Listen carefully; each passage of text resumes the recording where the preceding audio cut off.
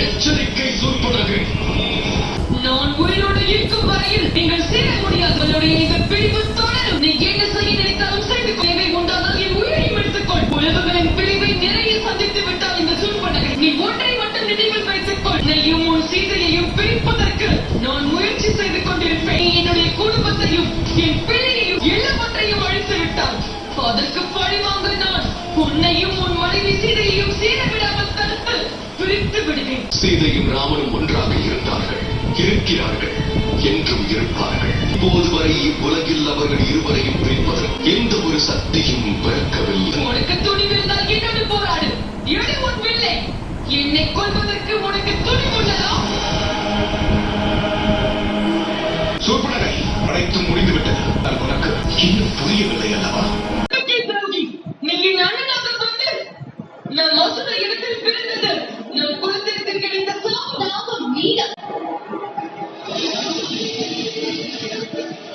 உன் குலத்திற்கு மட்டுமல்ல, இந்த மொத்த சமுதாயத்திற்கும் ஒரு பெண்ணாக இருந்த எந்த வடிவத்தை சமுதாயத்தில் நீ வெளிப்படுத்த விரும்பினாய், அந்த வடிவத்தில் ஒரு பெண்ணானவர் சோர்வையும் துக்கத்தையும் மன வலியையும் தான் அனுபவிப்பார். நீ கூறுவதை நான் ஏற்க மாட்டேன்.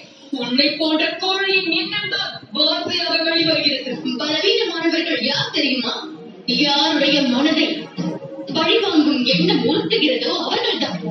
நீ உன்னுடைய பழிவாங்கும் எண்ணத்தை நிறைவேற்ற உன்னுடைய மொத்த அசுர குலத்தின் அழிவுக்கு காரணமானாய்.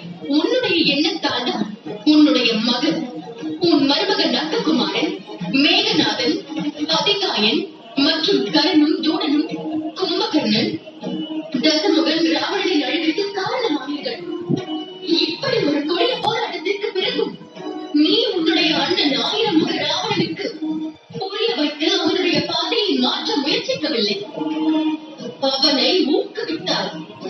உன்னுடைய கீழ்த்தரமான எண்ணத்தை நிறைவேற்றிக் கொள்ள வேண்டும் என்பதற்கு முயற்சி செய்து கொண்டிருந்தார். உன்னை போன்ற பெண்கள் இந்த சமூகத்தில் வெறுப்பை உண்டாக்குகிறார்கள், குடும்பங்களில் பிரச்சனைக்கு காரணமாகிறார்கள், வருங்கால வம்சத்தை அழிக்கின்றார்கள், வளரும் தலைமுறைகளை வளர விடாமல் செய்கிறார்கள். அத்தனை அழிவிற்கும் நீ மட்டும்தான் காரணமாக இருந்திருக்கிறாய். பால்பொடியும் முகம், ஆனால் எண்ணத்தில் நஞ்சு கலந்துள்ளது. வார்த்தைகளை உதிர்த்து நீ நல்லவன் போல் நாடகம் ஆடுகிறாயா? நடந்த அனைத்திற்கும் அனைத்து அழிவிற்கும் காரணமானவன் நான் அல்ல. சூழ்படகை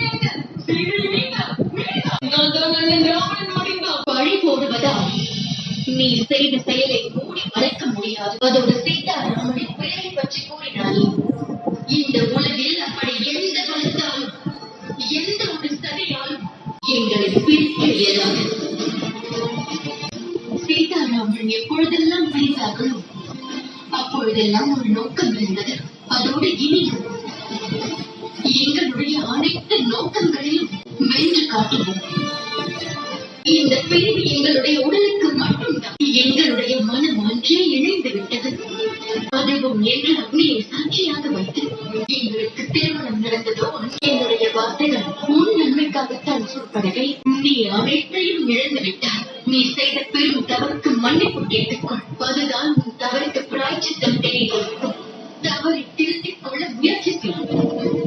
இங்கிருந்து சென்று விடு. ஏனென்றால் ரகுநந்தனின் கைகள் பெண்ணின் மேல் உள்ள மரியாதையின் கையால் கட்டப்பட்டிருக்கிறது. அவர் இந்த கதிரை அறுக்க விரும்ப மாட்டார். ராமருடைய அம்பு இன்று வரை பெண்ணை காயப்படுத்தியதில்லை. நீ அசுர குலத்தில் பிறந்திருக்கலாம், ஆனால் இருந்தாலும் பெண்தானே. அதோடு பெண்ணை மதிப்பதை ரகுவம்சத்தினர் நன்கு அறிவார்கள். அதனால்தான் ராமர் உன் பாதையை தடுக்க அம்பை எய்த, உன்னை கொள்வதற்காக அல்ல. ஆனால் நினைவிருக்கட்டும்,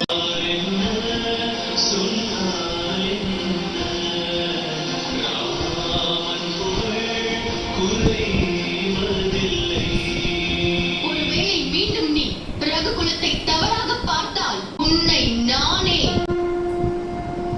அடியோடு அழித்து விடுவேன்.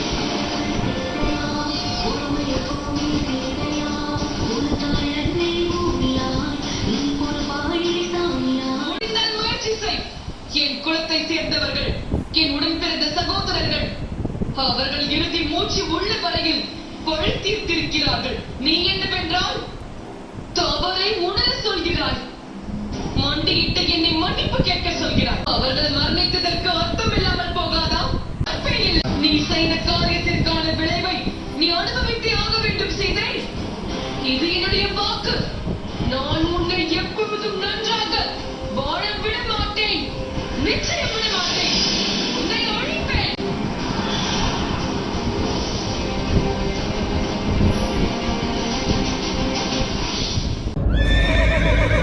ரதம் இங்கா அது போல சேர்ந்திருப்பது நீயல். சீதையின் இடம் ராமனின் கால்களில் அல்ல, ராமனின் இதயத்தில்.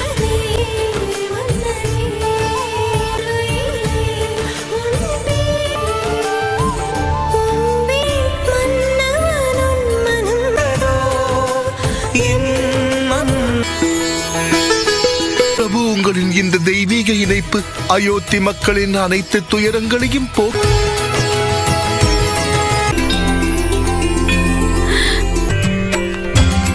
அம்மா அம்மா சீதையும் மீண்டும் ஒன்றிணைவார்கள்.